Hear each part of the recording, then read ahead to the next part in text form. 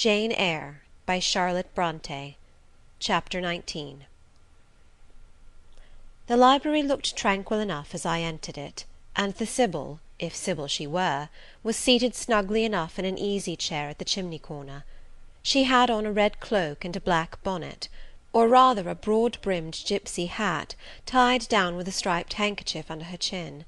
An extinguished candle stood on the table. She was bending over the fire, and seemed reading in a little black book, like a prayer-book, by the light of the blaze. She muttered the words to herself, as most old women do, while she read. She did not desist immediately on my entrance. It appeared she wished to finish a paragraph. I stood on the rug and warmed my hands, which were rather cold with sitting at a distance from the drawing-room fire. I felt now as composed as ever I did in my life. There was nothing, indeed, in the gipsy's appearance to trouble one's calm. She shut her book and looked slowly up. Her hat brim partially shaded her face, yet I could see, as she raised it, that it was a strange one. It looked all brown and black. Elf-locks bristled out from beneath a white band which passed under her chin, and came half over her cheeks, or rather jaws. Her eye confronted me at once with a bold and direct gaze. "Well, and you want your fortune told?" she said, in a voice as decided as her glance, as harsh as her features. "I don't care about it, mother. You may please yourself, but I ought to warn you I have no faith." "It's like your impudence to say so. I expected it of you. I heard it in your step as you crossed the threshold." "Did you? You've a quick ear." "I have, and a quick eye, and a quick brain." "You need them all in your trade." "I do, especially when I've customers like you to deal with. Why don't you tremble?" "I'm not cold." "Why don't you turn pale?" "I am not sick." "Why don't you consult my art?" "I'm not silly." The old crone knitted a laugh under her bonnet and bandage. She then drew out a short black pipe, and lighting it, began to smoke. Having indulged a while in this sedative, she raised her bent body, took the pipe from her lips, and while gazing steadily at the fire, said very deliberately, "You are cold, you are sick, and you are silly." "Prove it," I rejoined. "I will, in a few words. You are cold because you are alone. No contact strikes the fire from you that is in you. You are sick because the best of feelings, the highest and the sweetest given to man, keeps far away from you. You are silly because, suffer as you may, you will not beckon it to approach, nor will you stir one step to meet it where it waits you." She again put her short black pipe to her lips, and renewed her smoking with vigour. "You might say all that to almost any one who you knew lived as a solitary dependent in a great house." "I might say it to almost any one, but would it be true of almost any one?" "In my circumstances." "Yes, just so in your circumstances, but find me another precisely placed as you are." "It would be easy to find you thousands." "You could scarcely find me one. If you knew it, you are peculiarly situated. Very near happiness, yes, within reach of it. The materials are all prepared. There only wants a movement to combine them. Chance laid them somewhat apart. Let them be once approached, and bliss results." "I don't understand enigmas. I never could guess a riddle in my life." "If you wish me to speak more plainly, show me your palm." "And I must cross it with silver, I suppose?" "To be sure." I gave her a shilling. She put it into an old stocking-foot which she took out of her pocket, and having tied it round and returned it, she told me to hold out my hand. I did. She approached her face to the palm, and pored over it without touching it. "It is too fine," said she. "I can make nothing of such a hand as that, almost without lines. Besides, what is in a palm? Destiny is not written there." "I believe you," I said. "No," she continued, "it is in the face, on the forehead, about the eyes, in the lines of the mouth. Kneel and lift up your head." "Ah, now you are coming to reality," I said as I obeyed her. "I shall begin to put some faith in you presently." I knelt within half a yard of her. She stirred the fire, so that a ripple of light broke from the disturbed coal. The glare, however, as she sat, only threw her face into deeper shadow; mine it illuminated. "I wonder with what feelings you came to me to-night," she said, when she had examined me a little. "I wonder what thoughts are busy in your heart during all the hours you sit in yonder room with the fine people flitting before you like shapes in a magic lantern, just as little sympathetic communion passing between you and them as if they really were mere shadows of human forms, and not the actual substance." "I feel tired often, sleepy sometimes, but seldom sad." "Then you have some secret hope to buoy you up and please you with whispers of the future?" "Not I. The utmost I hope is, to save money enough out of my earnings to set up a school some day in a little house rented by myself." "A mean nutriment for the spirit to exist on; and sitting in that window seat, you see I know your habits." "You have learned them from the servants." "Ah, you think yourself sharp? Well, perhaps I have.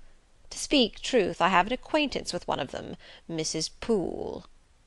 I started to my feet when I heard the name. "You have you?" thought I. "There is diablerie in the business after all, then."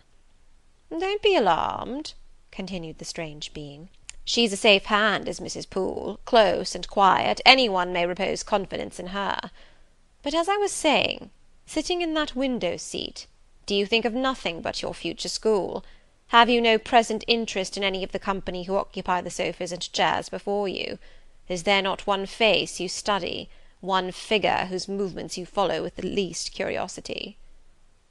"I like to observe all the faces and all the figures." "But do you never single one out from the rest? Or it may be two?" "I do, frequently. When the gestures or looks of a pair seem telling a tale, it amuses me to watch them." "What tale do you like best to hear?" "Oh, I have not much choice. They generally run on the same theme, courtship, and promise to end in the same catastrophe, marriage." "And do you like that monotonous theme?" "Positively I don't care about it. It is nothing to me." "Nothing to you? When a lady, young and full of life and health, charming with beauty and endowed with the gifts of rank and fortune, sits and smiles in the eyes of a gentleman you—" "I what?" "You know, and perhaps think well of." "I don't know the gentlemen here. I have scarcely interchanged a syllable with one of them; and as to thinking well of them, I consider some respectable, and stately and middle-aged, and others young, dashing, handsome, and lively; but certainly they are all at liberty to be the recipients of whose smiles they please, without my feeling disposed to consider the transaction of any moment to me." "You don't know the gentlemen here? You have not exchanged a syllable with one of them? Will you say that of the master of the house?" "He is not at home." "A profound remark! A most ingenious quibble! He went to Milket this morning, and will be back here to-night or to-morrow. Does that circumstance exclude him from the list of your acquaintance, blot him, as it were, out of existence?" "No, but I can scarcely see what Mr. Rochester has to do with the theme you had introduced." "I was talking of ladies smiling in the eyes of gentlemen; and of late so many smiles have been shed into Mr. Rochester's eyes, that they overflow like two cups filled above the brim. Have you never remarked that?" "Mr. Rochester has a right to enjoy the society of his guests." "No question about his right. But have you never observed that, of all the tales told here about matrimony, Mr. Rochester has been favoured with the most lively and the most continuous?" The eagerness of a listener quickens the tongue of a narrator. I said this rather to myself than to the gipsy, whose strange talk, voice, manner, had by this time wrapped me in a kind of dream. One unexpected sentence came from her lips after another, till I got involved in a web of mystification, and wondered what unseen spirit had been sitting for weeks by my heart, watching its workings, and taking record of every pulse. "Eagerness of a listener!" repeated she. "Yes, Mr. Rochester has sat by the hour, his ear inclined to the fascinating lips that took such delight in their task of communicating; and Mr. Rochester was so willing to receive, and looked so grateful for the pastime given him. You have noticed this?" "Grateful? I cannot remember detecting gratitude in his face." "Detecting? You have analysed, then? And what did you detect, if not gratitude?" I said nothing. "You have seen love, have you not?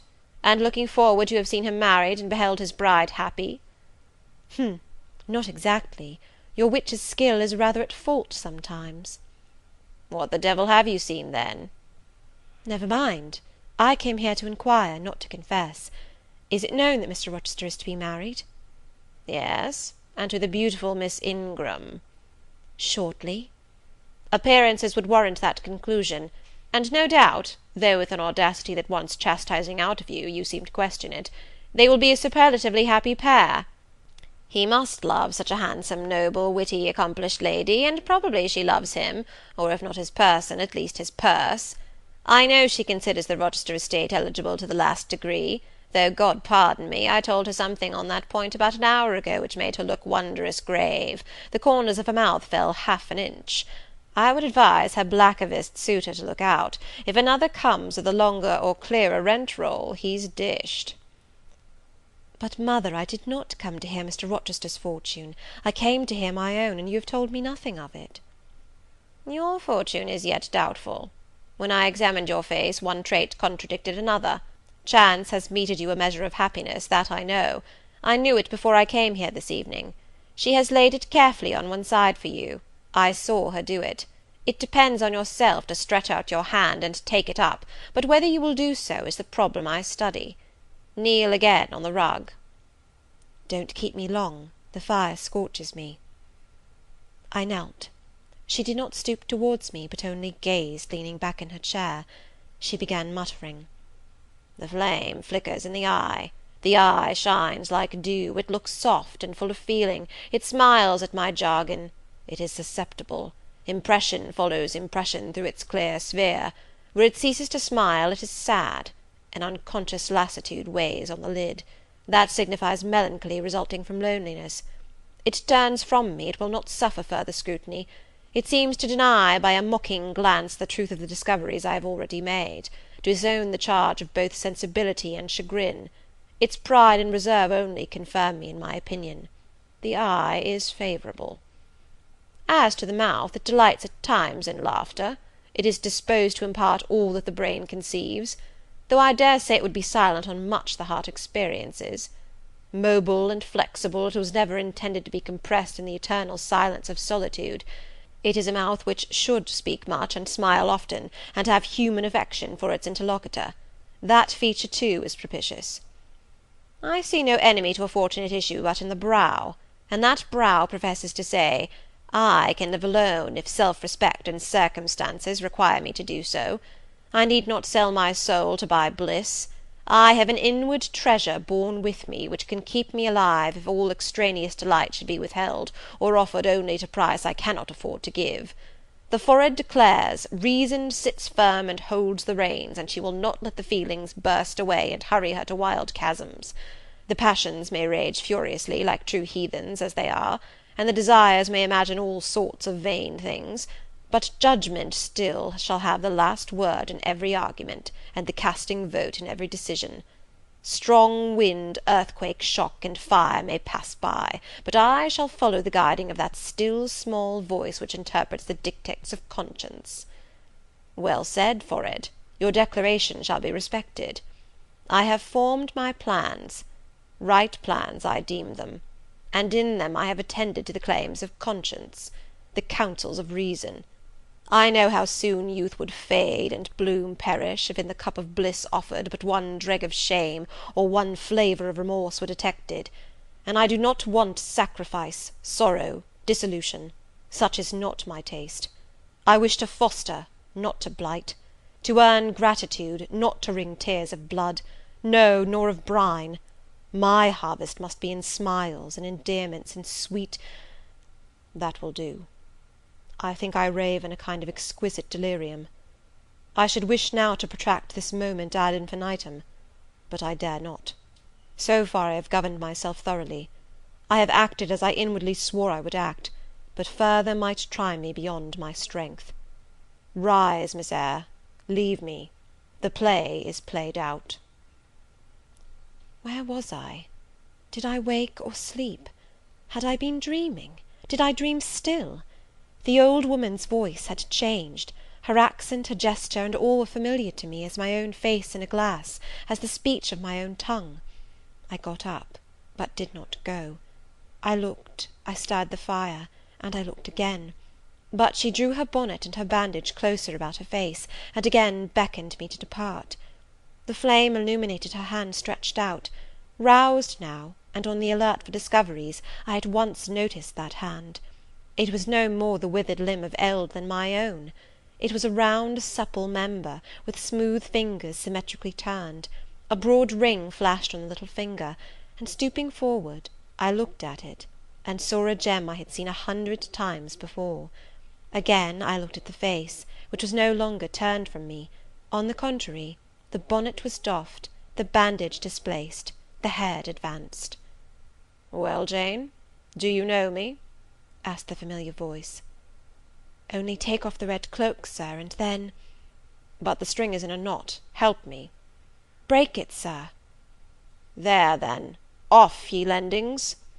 And Mr. Rochester stepped out of his disguise. "Now, sir, what a strange idea!" "But well carried out, eh? Don't you think so?" "With the ladies you must have managed well." "But not with you." "You did not act the character of a gipsy with me." "What character did I act? My own?" "No, some unaccountable one. In short, I believe you have been trying to draw me out. Or in. You have been talking nonsense to make me talk nonsense. It is scarcely fair, sir." "Do you forgive me, Jane?" "I cannot tell till I have thought it all over. If, on reflection, I find I have fallen into no great absurdity, I shall try to forgive you; but it was not right." "Oh, you have been very correct, very careful, very sensible." I reflected, and thought, on the whole, I had. It was a comfort; but indeed I had been on my guard almost from the beginning of the interview. Something of masquerade I suspected.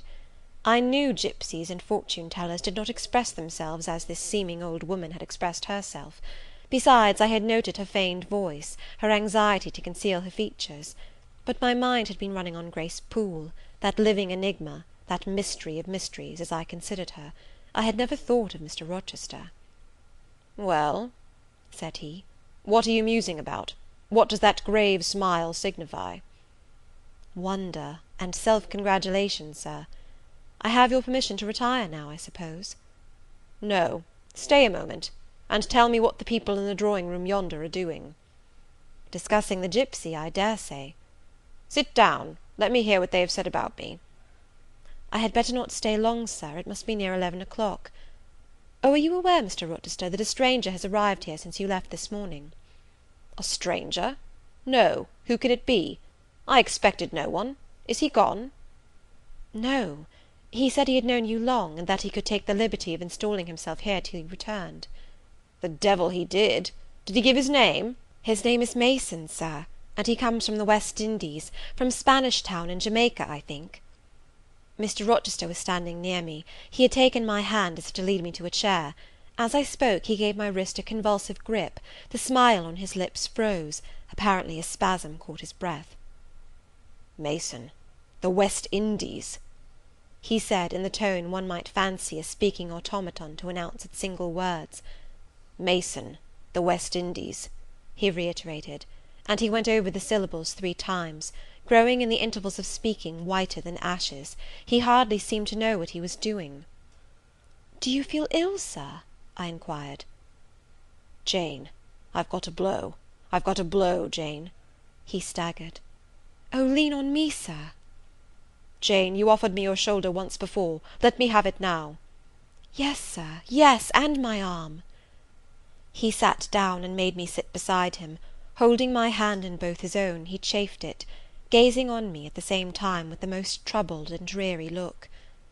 "My little friend," said he, "I wish I were in a quiet island with only you, and trouble and danger and hideous recollections removed from me."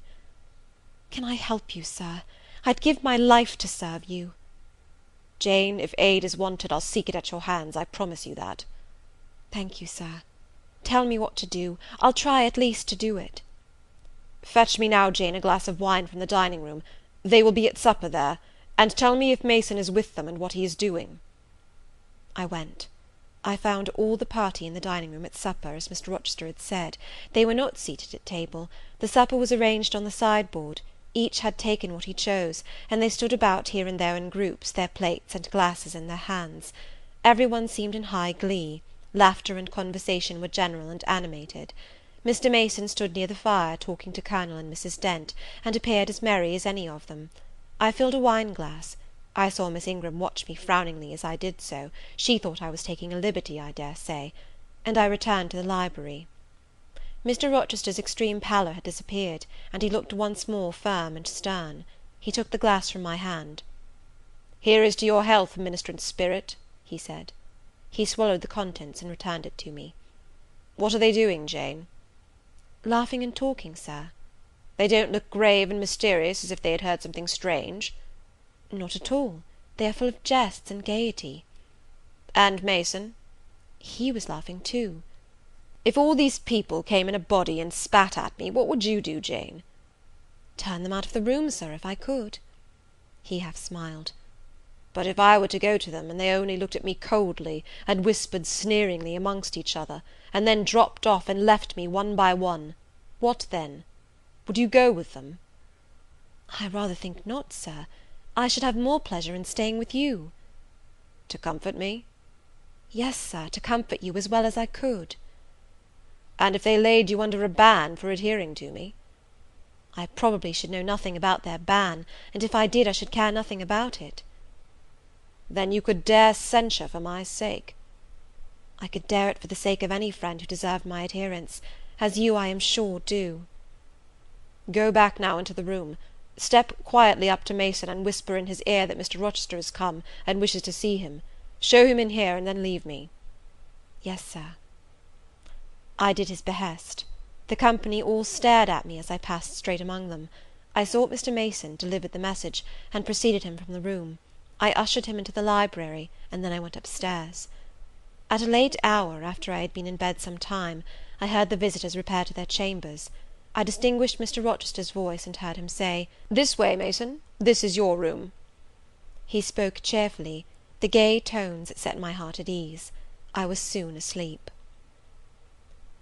I had forgotten to draw my curtain, which I usually did, and also to let down my window blind. The consequence was, that when the moon, which was full and bright, for the night was fine, came in her course to that space in the sky opposite my casement, and looked in at me through the unveiled panes, her glorious gaze roused me. Awaking in the dead of night, I opened my eyes on her disk, silver white and crystal clear. It was beautiful, but too solemn. I half rose, and stretched my arm to draw the curtain. Good God! What a cry!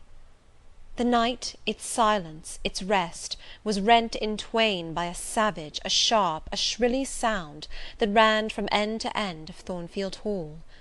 My pulse stopped, my heart stood still, my stretched arm was paralyzed. The cry died, and was not renewed. Indeed, whatever being uttered that fearful shriek could not soon repeat it; not the widest winged condor in the Andes could, twice in succession, send out such a yell from the cloud shrouding his eyrie. The thing delivering such utterance must rest ere it could repeat the effort. It came out of the third story, for it passed overhead. And overhead, yes, in the room just above my chamber ceiling, I now heard a struggle, a deadly one it seemed from the noise, and a half-smothered voice shouted, "Help! help! help!" 3 times rapidly. "Will no one come?" it cried. And then, while the staggering and stamping went on wildly, I distinguished through plank and plaster, "Rochester! Rochester! For God's sake, come!" A chamber door opened, some one ran or rushed along the gallery, another step stamped on the flooring above, and something fell, and there was silence. I had put on some clothes, though horror shook all my limbs. I issued from my apartment. The sleepers were all aroused. Ejaculations, terrified murmurs sounded in every room. Door after door unclosed. One looked out, and another looked out. The gallery filled. Gentlemen and ladies alike had quitted their beds, and "Oh, what is it?" "Who is hurt?" "What has happened?" "Fetch a light." "Is it fire?" "Are there robbers?" "Where shall we run?" was demanded confusedly on all hands. But for the moonlight, they would have been in complete darkness. They ran to and fro, they crowded together, some sobbed, some stumbled, the confusion was inextricable. "Where the devil is Rochester?" cried Colonel Dent. "I cannot find him in his bed." "Here, here," was shouted in return. "Be composed, all of you, I'm coming." And the door at the end of the gallery opened, and Mr. Rochester advanced with a candle. He had just descended from the upper story. One of the ladies ran to him directly. She seized his arm. It was Miss Ingram. "What awful event has taken place?" said she. "Speak, let us know the worst at once." "But don't pull me down or strangle me," he replied, for the Misses Eshton were clinging about him now, and the two dowagers, in vast white wrappers, were bearing down on him like ships in full sail. "All right, all's right," he cried. "It's a mere rehearsal of Much Ado about Nothing. Ladies, keep off, or I shall wax dangerous." And dangerous he looked. His black eyes darted sparks. Calming himself by an effort, he added, "A servant has had the nightmare, that is all. She's an excitable, nervous person. She construed her dream into an apparition, or something of the sort, no doubt, and has taken a fit with fright. Now then, I must see you all back into your rooms, for till the house is settled she cannot be looked after. Gentlemen, have the goodness to set the ladies the example. Miss Ingram, I am sure you will not fail in evincing superiority to idle terrors. Amy and Louisa, return to your nests like a pair of doves, as you are. Madame," to the dowagers, "you will take cold to a dead certainty if you stay in this chill gallery any longer." And so, by dint of alternate coaxing and commanding, he contrived to get them all once more enclosed in their separate dormitories. I did not wait to be ordered back to mine, but retreated unnoticed, as unnoticed I had left it. Not, however, to go to bed. On the contrary, I began and dressed myself carefully. The sounds I had heard after the scream, and the words that had been uttered, had probably been heard only by me, for they had proceeded from the room above mine; but they assured me that it was not a servant's dream which had thus struck horror through the house, and that the explanation Mr. Rochester had given was merely an invention framed to pacify his guests. I dressed, then, to be ready for emergencies. When dressed, I sat a long time by the window, looking out over the silent grounds and silvered fields, and waiting for I knew not what. It seemed to me that some event must follow the strange cry, struggle, and call. No. Stillness returned. Each murmur and movement ceased gradually, and in about an hour Thornfield Hall was again as hushed as a desert. It seemed that sleep and night had resumed their empire. Meantime the moon declined. She was about to set. Not liking to sit in the cold and darkness, I thought I would lie down on my bed, dressed as I was. I left the window, and moved with little noise across the carpet. As I stooped to take off my shoes, a cautious hand tapped low at the door. "Am I wanted?" I asked. "Are you up?" asked the voice I expected to hear, viz., my master's. "Yes, sir." "And dressed?" "Yes." "Come out, then, quietly." I obeyed. Mr. Rochester stood in the gallery holding a light. "I want you," he said. "Come this way. Take your time, and make no noise." My slippers were thin. I could walk the matted floor as softly as a cat. He glided up the gallery and up the stairs, and stopped in the dark low corridor of the fateful third story. I had followed, and stood at his side. "Have you a sponge in your room?" he asked in a whisper. "Yes, sir." "Have you any salts, volatile salts?" "Yes." "Go back and fetch both." I returned, sought the sponge on the washstand, the salts in my drawer, and once more retraced my steps. He still waited. He held a key in his hand. Approaching one of the small black doors, he put it in the lock. He paused, and addressed me again. "You don't turn sick at the sight of blood?" "I think I shall not. I have never been tried yet." I felt a thrill while I answered him, but no coldness and no faintness. "Just give me your hand," he said. "It will not do to risk a fainting fit." I put my fingers into his. "Warm and steady," was his remark. He turned the key and opened the door. I saw a room I remembered to have seen before. The day Mrs. Fairfax showed me over the house. It was hung with tapestry, but the tapestry was now looped up in one part, and there was a door apparent, which had then been concealed. This door was open. A light shone out of the room within. I heard thence a snarling, snatching sound, almost like a dog quarrelling. Mr. Rochester, putting down his candle, said to me, "Wait a minute," and went forward into the inner apartment. A shout of laughter greeted his entrance, noisy at first, and terminating in Grace Poole's own goblin ha! ha! She, then, was there.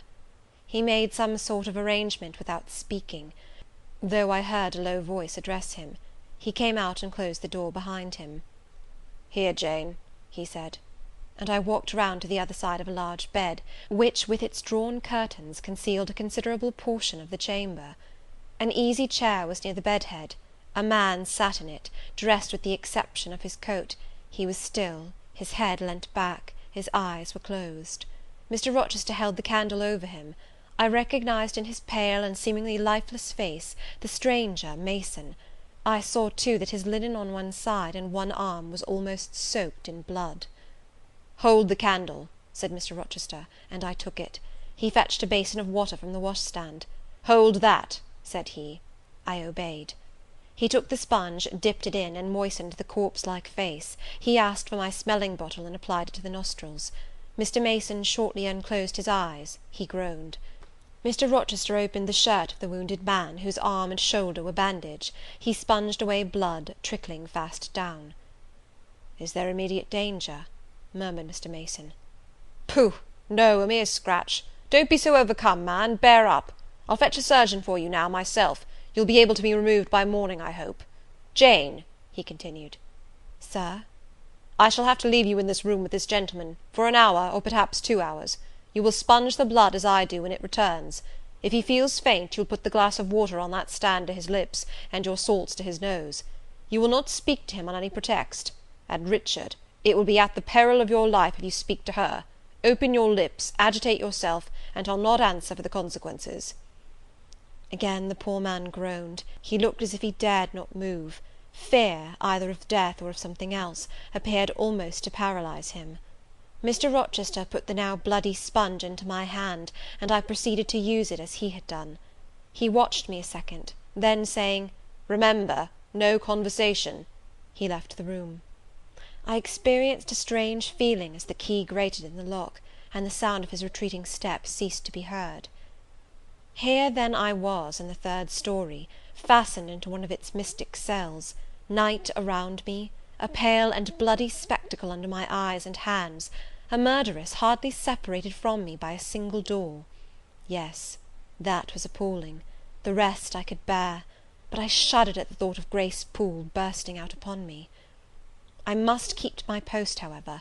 I must watch this ghastly countenance, these blue, still lips forbidden to unclose, these eyes now shut, now opening, now wandering through the room, now fixing on me, and ever glazed with the dullness of horror. I must dip my hand again and again in the basin of blood and water, and wipe away the trickling gore. I must see the light of the unsnuffed candle wane on my employment, the shadows darken on the wrought antique tapestry round me, and grow black under the hangings of the vast old bed, and quiver strangely over the doors of a great cabinet opposite, whose front, divided into 12 panels, bore in grim design the heads of the 12 apostles, each enclosed in its separate panel as in a frame, while above them at the top rose an ebon crucifix and a dying Christ. According as the shifting obscurity and flickering gleam hovered here or glanced there, it was now the bearded physician, Luke, that bent his brow, now St. John's long hair that waved, and anon the devilish face of Judas that grew out of the panel, and seemed gathering life and threatened a revelation of the arch traitor, of Satan himself in his subordinate's form. Amidst all this, I had to listen as well as watch, to listen for the movements of the wild beast or the fiend in yonder side den. But since Mr. Rochester's visit, it seemed spell-bound.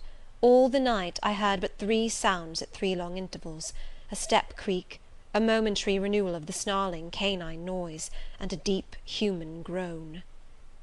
Then my own thoughts worried me. What crime was this that lived incarnate in this sequestered mansion, and could neither be expelled nor subdued by the owner? What mystery that broke out now in fire and now in blood, at the deadest hours of night? What creature was it that, masked in an ordinary woman's face and shape, uttered the voice, now of a mocking demon, and anon of a carrion-seeking bird of prey? And this man I bent over, this commonplace, quiet stranger, how had he become involved in the web of horror? And why had the fury flown at him? What made him seek this quarter of the house at an untimely season, when he should have been asleep in bed? I had heard Mr. Rochester assign him an apartment below. What brought him here? And why now was he so tame under the violence or treachery done him? Why did he so quietly submit to the concealment Mr. Rochester enforce? Why did Mr. Rochester enforce this concealment? His guest had been outraged, his own life on a former occasion had been hideously plotted against, and both attempts he smothered in secrecy and sank in oblivion. Lastly, I saw Mr. Mason was submissive to Mr. Rochester, that the impetuous will of the latter held complete sway over the inertness of the former. The few words which had passed between them assured me of this. It was evident that in their former intercourse the passive disposition of the one had been habitually influenced by the active energy of the other. Whence then had arisen Mr. Rochester's dismay when he heard of Mr. Mason's arrival? Why had the mere name of this unresisting individual, whom his word now sufficed to control like a child, fallen on him, a few hours since, as a thunderbolt might fall on an oak? Oh, I could not forget his look and his paleness when he whispered, "Jane, I have got a blow. I have got a blow, Jane." I could not forget how the arm had trembled which he rested on my shoulder, and it was no light matter which could thus bow the resolute spirit and thrill the vigorous frame of Fairfax Rochester. "When will he come? When will he come?" I cried inwardly, as the night lingered and lingered, as my bleeding patient drooped, moaned, sickened, and neither day nor aid arrived. I had again and again held the water to Mason's white lips, again and again offered him the stimulating salts. My efforts seemed ineffectual; either bodily or mental suffering, or loss of blood, or all three combined, were fast prostrating his strength. He moaned so, and looked so weak, wild, and lost, I feared he was dying, and I might not even speak to him. The candle, wasted at last, went out. As it expired, I perceived streaks of grey light edging the window curtains. Dawn was then approaching. Presently I heard Pilot bark far below, out of his distant kennel in the courtyard. Hope revived. Nor was it unwarranted. In 5 minutes more, the grating key, the yielding lock, warned me my watch was relieved. It could not have lasted more than 2 hours. Many a week has seemed shorter. Mr. Rochester entered, and with him the surgeon he had been to fetch. "Now, Carter, be on the alert," he said to this last. "I give you but half an hour for dressing the wound, fastening the bandages, getting the patient down stairs and all." "But is he fit to move, Sir?" "No doubt of it. It is nothing serious. He is nervous. His spirits must be kept up. Come, set to work." Mr. Rochester drew back the thick curtain, drew up the Holland blind, let in all the daylight he could, and I was surprised and cheered to see how far dawn was advanced, what rosy streaks were beginning to brighten the east. Then he approached Mason, whom the surgeon was already handling. "Now, my good fellow, how are you?" he asked. "She's done for me, I fear," was the faint reply. "Not a whit. Courage! This day fortnight you'll hardly be a pin the worse of it. You've lost a little blood, that's all. Carter, assure him there's no danger." "I can do that conscientiously," said Carter, who had now undone the bandages. "Only I wish I could have got here sooner, he would not have bled so much. But how is this? The flesh on the shoulder is torn as well as cut. This wound was not done with a knife. There have been teeth here." "She bit me," he murmured. "She worried me like a tigress when Rochester got the knife from her." "You should not have yielded. You should have grappled with her at once," said Mr. Rochester. "But under such circumstances what could one do?" returned Mason. "Oh, it was frightful," he added, shuddering. "She looked so quiet at first." "I warned you," was his friend's answer. "I said, be on your guard when you go near her. Besides, you might have waited till tomorrow and had me with you. It was mere folly to attempt the interview tonight, and alone." "I thought I could have done some good." You thought! Yes, it makes me impatient to hear you. But however, you have suffered, and are likely to suffer enough for not taking my advice, so I'll say no more. Carter, hurry! The sun will soon rise, and I must have him off." "Directly, Sir. The shoulder is just bandaged. I must look to this other wound in the arm. She has had her teeth here too, I think." "She sucked the blood. She said she'd drain my heart," said Mason. I saw Mr. Rochester shudder. A singularly marked expression of disgust, horror, hatred, warped his countenance almost to distortion, but he only said, Come, be silent, Richard, and never mind her gibberish, don't repeat it." "I wish I could forget it," was the answer. "You will when you are out of the country. When you get back to Spanish Town, you may think of her as dead and buried, or rather you need not think of her at all." "Impossible to forget this night." "It is not impossible. Have some energy, man. You thought you were as dead as a herring 2 hours since, and you are all alive and talking now. There, Carter has done with you, or nearly so. I'll make you decent in a trice. Jane," he turned to me for the first time since his re-entrance, "take this key, go down to my bedroom, and walk straight forward into my dressing-room. Open the top drawer of the wardrobe, and take out a clean shirt and neck-handkerchief. Bring them here, and be nimble." I went out, sought the repository he had mentioned, found the articles named, and returned with them. "Now," said he, "go to the other side of the bed while I order his toilet, but don't leave the room, you may be wanted again." I retired as directed. "Was anybody stirring below when you went down, Jane?" inquired Mr. Rochester presently. "No, Sir, all was very still." "We shall get you off cannily, Dick, and it will be better, both for your sake and for that of the poor creature in yonder. I have striven long to avoid exposure, and I should not like it to come at last. Here, Carter, help him on with his waistcoat. Where did you leave your furred cloak? You can't travel a mile without that, I know, in this damned cold climate. In your room. Jane, run down to Mr. Mason's room, the one next mine, and fetch a cloak you will see there." Again I ran and returned, bearing an immense mantle lined and edged with fur. "Now I've another errand for you," said my untiring master. "You must away to my room again. What a mercy you are shod with velvet, Jane! A clod-hopping messenger would never do at this juncture. You must open the middle drawer of my toilet table, and take out a little phial and a little glass you will find there. Quick!" I flew thither and back, bringing the desired vessels. "That's well. Now, doctor, I shall take the liberty of administering a dose myself, on my own responsibility. I got this cordial at Rome, of an Italian charlatan, a fellow you would have kicked, Carter. It is not a thing to be used indiscriminately, but it is good upon occasion, as now, for instance. Jane, a little water." He held out the tiny glass, and I half filled it from the water bottle on a washstand. "That will do. Now wet the lip of the phial." I did so. He measured 12 drops of a crimson liquid, and presented it to Mason. "Drink, Richard. It will give you the heart you lack, for an hour or so." "But will it hurt me? Is it inflammatory?"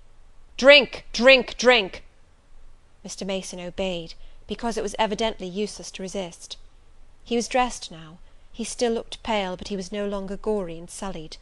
Mr. Rochester let him sit 3 minutes after he had swallowed the liquid. He then took his arm. "Now I am sure you can get on your feet," he said. "Try." The patient rose. "Carter, take him under the other shoulder. Be of good cheer, Richard. Step out, that's it." "I do feel better," remarked Mr. Mason. "I am sure you do. Now, Jane, trip on before us away to the back stairs. Unbolt the side passage door, and tell the driver of the post-chaise you will see in the yard, or just outside, for I told him not to drive his rattling wheels over the pavement, to be ready, we are coming. And, Jane, if any one is about, come to the foot of the stairs and hem." It was by this time 5:30, and the sun was on the point of rising, but I found the kitchen still dark and silent. The side passage door was fastened. I opened it with as little noise as possible. All the yard was quiet, but the gates stood wide open, and there was a post-chaise, with horses ready harnessed, and the driver seated on the box, stationed outside. I approached him, and said the gentlemen were coming. He nodded. Then I looked carefully round and listened. The stillness of early morning slumbered everywhere. The curtains were yet drawn over the servants' chamber windows. Little birds were just twittering in the blossom-blanched orchard trees, whose boughs drooped like white garlands over the wall enclosing one side of the yard. The carriage horses stamped from time to time in their closed stables. All else was still. The gentlemen now appeared. Mason, supported by Mr. Rochester and the surgeon, seemed to walk with tolerable ease. They assisted him into the chaise. Carter followed. "Take care of him," said Mr. Rochester to the latter, "and keep him at your house till he is quite well. I shall ride over in a day or two to see how he gets on. Richard, how is it with you?" "The fresh air revives me, Fairfax." "Leave the window open on his side, Carter. There is no wind. Good-bye, Dick." "Fairfax." "Well, what is it?" "Let her be taken care of. Let her be treated as tenderly as may be. Let her—" He stopped, and burst into tears. "I do my best. and have done it, and will do it," was the answer. He shut up the chaise door, and the vehicle drove away. "Yet would to God there was an end of all this," added Mr. Rochester, as he closed and barred the heavy yard gates. This done, he moved with slow step and abstracted air towards a door in the wall bordering the orchard. I, supposing he had done with me, prepared to return to the house. Again, however, I heard him call, "Jane!" He had opened the portal, and stood at it, waiting for me. "Come where there is some freshness for a few moments," he said. "That house is a mere dungeon. Don't you feel it so?" "It seems to me a splendid mansion, Sir." "The glamour of inexperience is over your eyes," he answered, "and you see it through a charmed medium.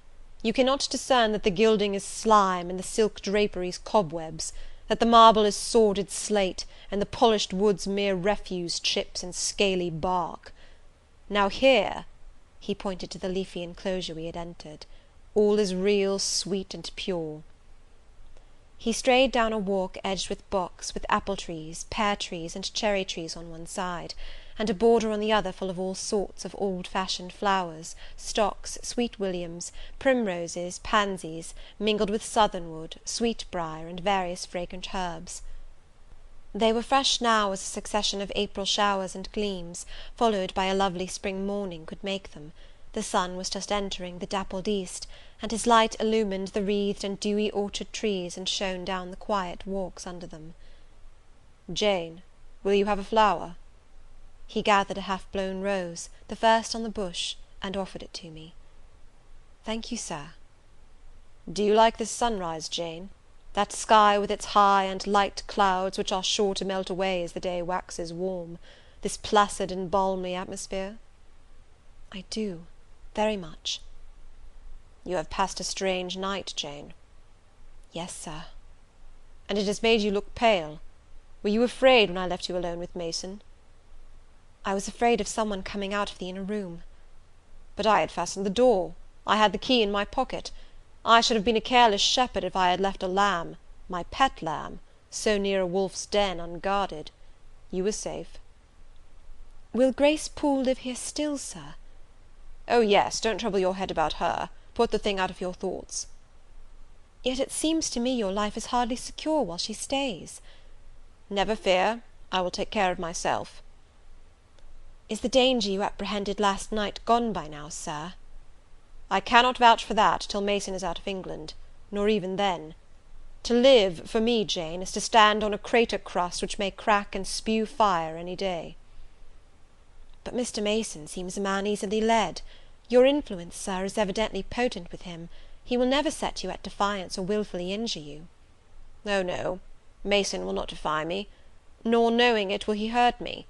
But unintentionally he might in a moment, by one careless word, deprive me, if not of life, yet forever of happiness."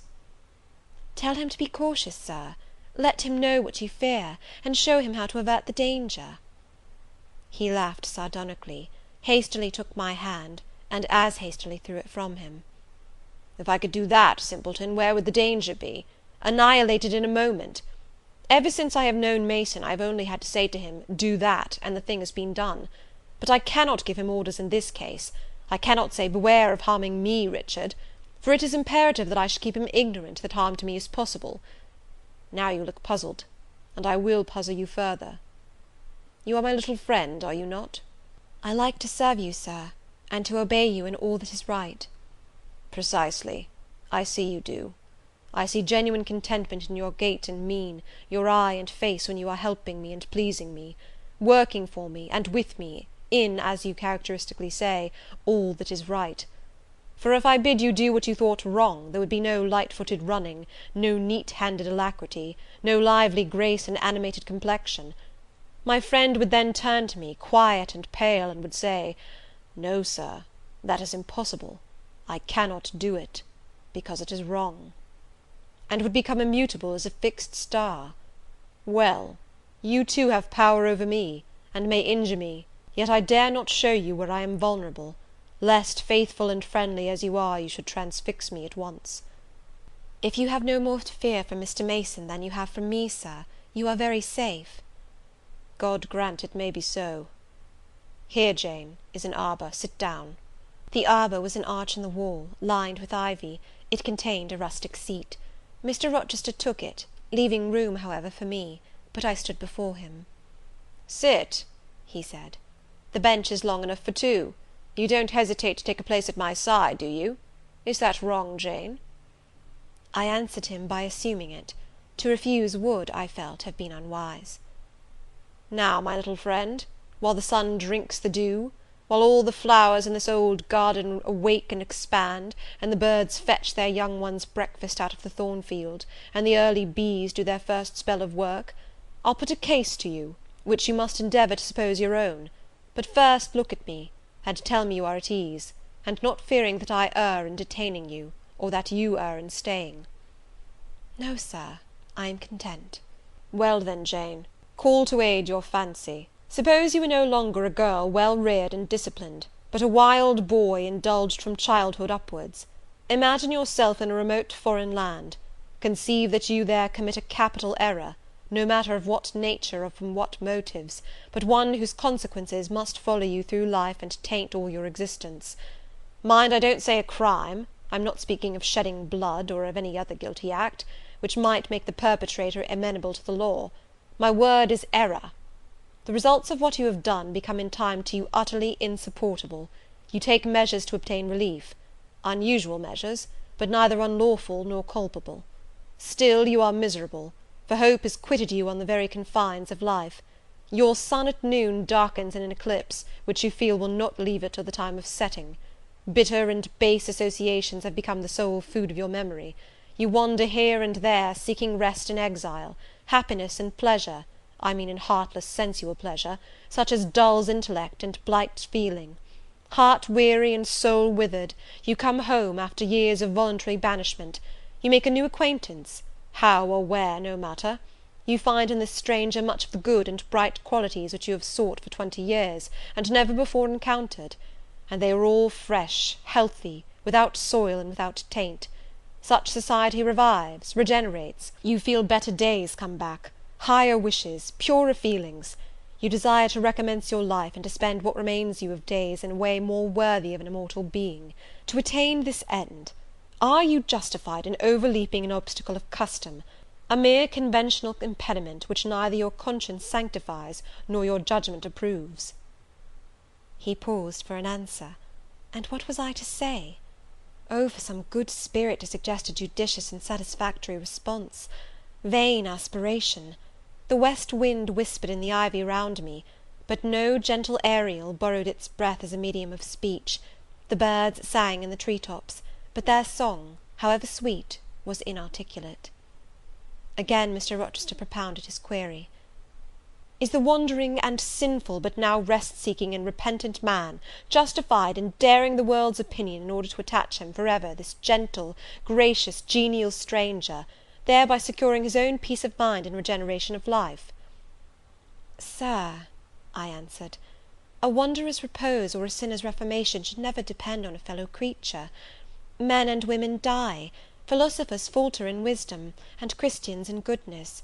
If any one you know has suffered and erred, let him look higher than his equals for strength to amend and solace to heal." "But the instrument, the instrument! God, who does the work, ordains the instrument. I have myself, I tell it to you without parable, been a worldly, dissipated, restless man, and I believe I have found the instrument for my cure in—" He paused. The birds went on carolling, the leaves lightly rustling. I almost wondered they did not check their songs and whispers to catch this suspended revelation; but they would have had to wait many minutes, so long was the silence protracted. At last I looked up at the tardy speaker. He was looking eagerly at me. "Little friend," said he, in quite a changed tone, while his face changed too, losing all its softness and gravity, and becoming harsh and sarcastic, "you have noticed my tender penchant for Miss Ingram. Don't you think if I married her, she would regenerate me with a vengeance?" He got up instantly, went quite to the other end of the walk, and when he came back he was humming a tune. "Jane, Jane," said he, stopping before me, "you are quite pale with your vigils. Don't you curse me for disturbing your rest?" "Curse you? No, Sir." "Shake hands in confirmation of the word. What cold fingers! They were warmer last night when I touched them at the door of the mysterious chamber. Jane, when will you watch with me again?" "Whenever I can be useful, sir." "For instance, the night before I am married. I am sure I shall not be able to sleep. Will you promise to sit up with me to bear me company?